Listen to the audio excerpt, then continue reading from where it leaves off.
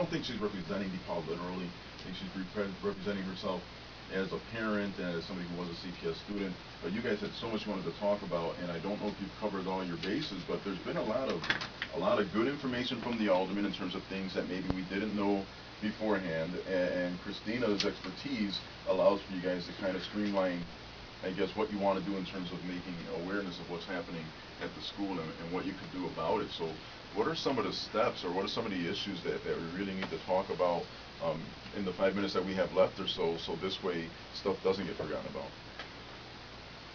Well, to be honest, our main points and concerns is we just want an equal education given to every CPS student. We already know that charter schools have fewer enrolled. Um, we just want to talk about lack of discipline and how can we make that better. Uh, we just better just concern for our school and concern for everything. We know it's not just our school. We know that it's every school in Chicago, kind of. That's not that's CPS, but we're just focusing on our school because that's where we come from. That's why we want to just raise student awareness, because I don't feel like enough students are voicing their opinions and their concerns, because students aren't happy with the way that neighborhood schools are being run. And the lack of discipline and the placeholders, it does come from the differences in money, but it's not just about money, it's also about how you look at your school. Well, how do you guys battle the focus on the undisciplined kids versus the focused on the disciplined kids? Because it seems as if the school gets distracted by correcting kids, and then the ones who are always doing the right thing don't get focused on enough. How does that impact your learning if you're in a classroom with somebody who's being a knucklehead? Well, the teacher actually is only focusing on that student because they have to. They have to be giving them a referral to go to 209 and to get to 209, which is our discipline office. And it just takes away from the students who want to learn, who go there every day prepared and want to learn. Because once it becomes about discipline and it's not just about students learning, which is what the school should be. Like, say suppose if I come on time and then someone comes late, like 10 minutes late, the teacher has to backtrack on what she was teaching to teach that person what's happening. And then he starts acting up, then he wants to leave, and then the teacher has to stop everything so they can just write him up and he can leave, and then gets into 209. Teacher's teaching again, the guy comes back from 209, so she has to teach him again what's happening. And that loses like 25 minutes in a 45-minute class.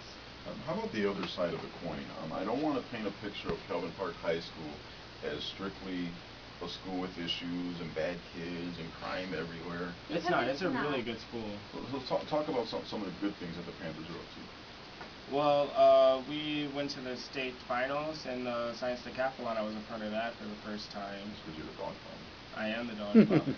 I'm also the student. I'm also the Panther, the mascot. Yeah, it's a really good school.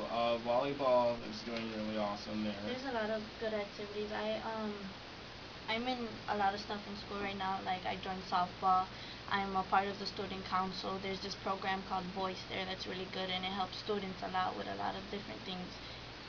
And that was my point. At any point, for the two of you who are seniors, you could have said, you know what, why don't I go ahead and apply to North Grand or whatever the charter high school of the day is, and to heck with the school that I'm in now, but you decided to put in your 4 years. That was a conscious decision, wasn't it? Yeah. Yes, it was, because I knew that even though a neighborhood school probably wouldn't give me the best education, that every school should have the same education given to the student, regardless of how much money they are receiving, or their parents are receiving, because it shouldn't be based on the parents' income or the selection of charter schools. And if there's anything that people might have an impression of Kelvyn Park High School or the inner city schools that you think should be flipped, or maybe they're just wrong about, talk about that for a minute. Well, I just want to say, if anyone thinks that Kelvyn Park is bad or anything, come down and I'll give you a tour. With the brass knucks. No, it really is filled with a lot of passionate students and a lot of passionate teachers. We're doing all we can, but we need more people, like government officials, to back us up. And we need our administration to back us up as well. That's why going to LFD meetings, getting involved and writing to your alum, that is one way to go, but it all comes from within and showing other students that we do matter. Yeah, well, you matter to me, and that's why you were here in studio for Club Kids Radio. But it's going to be 11 o'clock in about 20 seconds, so we're going to wave. We're going to thank you. If you missed any of this, go to wakeupdancing.com later. There's no Hawks game to stop me. And then we'll talk to you all soon. No Thanks again. Hogs. All right, thank you. Thanks. Thanks, bye. Okay, bye.